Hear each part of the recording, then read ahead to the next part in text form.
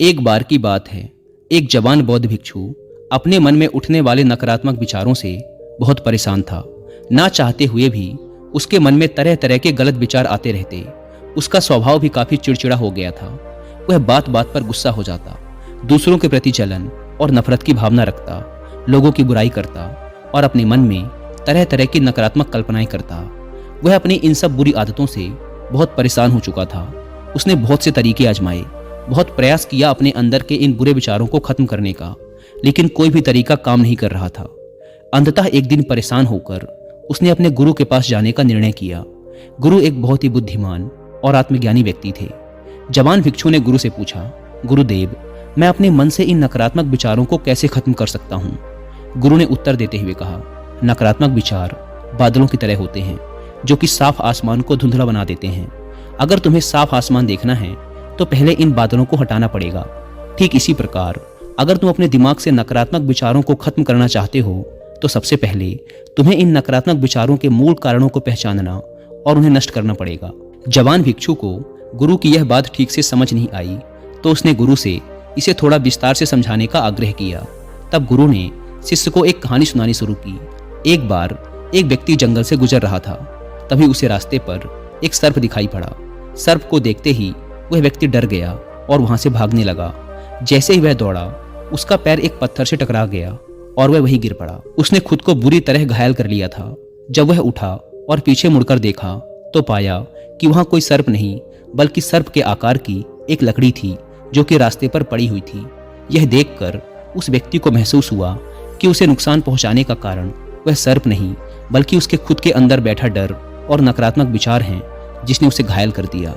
कहानी खत्म करते हुए गुरु ने उस जवान भिक्षु से कहा, मन के नकारात्मक विचार इस कहानी के सर्प की भांति हैं जो तुम्हारी परेशानी का मूल कारण नहीं है बल्कि तुम्हारी समस्या का मूल कारण तुम्हारे अंदर बैठा डर, हीन भावनाएं और अतीत के बुरे अनुभव हैं जो कि नकारात्मक विचार, गुस्सा और द्वेष के रूप में बाहर आते हैं। इसीलिए अगर तुम्हें अपने मन से नकारात्मक विचारों को खत्म करना है तो इसके मूल कारण को पहचान कर उसे नष्ट करना होगा। अब हम इस कहानी को अपने जीवन में कैसे लागू कर सकते हैं, इसके लिए कुछ प्रैक्टिकल टिप्स हैं। पहला, माइंडफुलनेस यानी जागरूकता का अभ्यास करो। अपने विचारों और भावनाओं के प्रति जागरूक रहो। देखो कि आपके भीतर क्या चल रहा है, आप अपने आसपास की घटनाओं पर क्या प्रतिक्रिया देते हैं। साथ ही मन में उठने वाले हर नकारात्मक विचार के कारण का पता लगाने का प्रयास करो। दूसरा, अपने अतीत की बुरी यादों, बुरी घटनाओं और बुरे अनुभवों को स्वीकार करो और खुद को व दूसरों को माफ कर दो। तीसरा, आभारी रहो। अपने जीवन के सकारात्मक पक्ष पर अपना ध्यान केंद्रित करो और आपके पास जो कुछ भी है उसके लिए इस ब्रह्मांड का आभार व्यक्त करो। आभार व्यक्त करना हमारे नजरिए को सकारात्मक बनाता है और हमारे अंदर से नकारात्मक भावनाओं को खत्म करता है। चौथा, दयालु बनो, खुद के प्रति भी और दूसरों के प्रति भी, क्योंकि नकारात्मक विचार अक्सर अंदर ही अंदर खुद की बुराई और तुलना करने से पैदा होते हैं। अपने अंदर दया भावना रखकर हम ज्यादा सकारात्मक और संतुष्ट जीवन जी सकते हैं। संक्षिप्त में ये कहानी हमें सिखाती है कि नकारात्मक विचार हमारी परेशानी का मूल कारण नहीं है। असल समस्या तो हमारे भीतर गहराई में छुपी हुई है।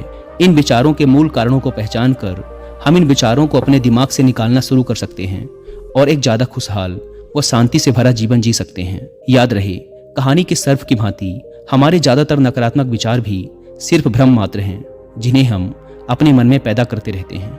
दोस्तों, मैं यहाँ पर आपको कुक एफएम पर ये वाली ऑडियो बुक भी रिकमेंड करूंगा जिसका नाम है 11 दिन सकारात्मकता की ओर। ये ऑडियो बुक एक पॉजिटिव माइंडसेट डेवलप करने में आपकी बहुत हेल्प करेगी और अभी कुक एफएम पर अब तक का सबसे बड़ा ऑफर भी चल रहा है जिसमें आपको इसके मंथली सब्सक्रिप्शन पर मिल रहा है सीधा 70% का ह्यूज डिस्काउंट। यानी आपको इसके फर्स्ट मंथ का सब्सक्रिप्शन पड़ेगा 99 की बजाय सिर्फ 29 रुपीज़ का, अगर आप यूज करते हैं कूपन कोड SALE70। लेकिन यह ऑफर सिर्फ आज रात 12 बजे तक ही वैलिड है, इसलिए देर ना करें और इस ऑफर का फायदा उठाएं। ऐप को डाउनलोड करने की link description and first comment पर मिल जाएगी। धन्यवाद।